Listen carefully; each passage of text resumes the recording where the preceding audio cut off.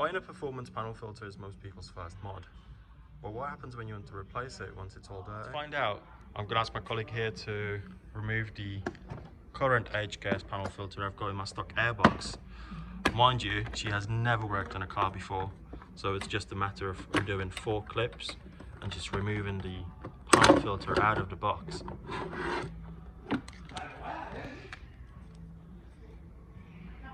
That's it. So now we've got the HKS panel filter out of the airbox. Just take it out of its cage. Just take it out. It's that easy.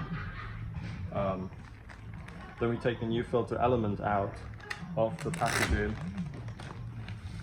Comes in like that.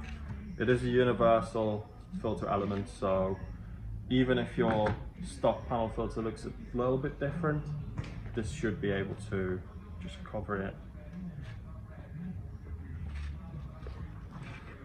Right, what we need is to replicate the shape of the panel filter for my car.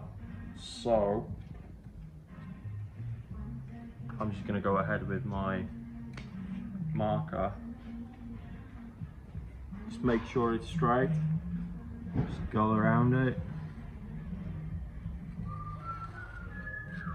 Yeah, that looks about right. And now it's up to you whether you want to use a knife or scissors. I think I'm going to try scissors first because it seems a little bit more accurate.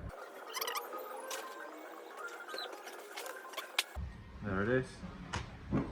So it was really simple to do. I've never actually done it before, but yeah, let's try it. Yep, perfect fit. Even have the HKS logo at the top.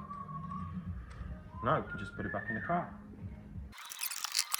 So as you can see, it was really easy to replace the filter element on my car. If you already have an HKS panel filter, you do not need to buy the whole thing again, just buy the filter element. I'll save you some money. And yeah, if you have any questions, please let us know. Check out our website, Part-Box.com. Yeah, thank you for watching.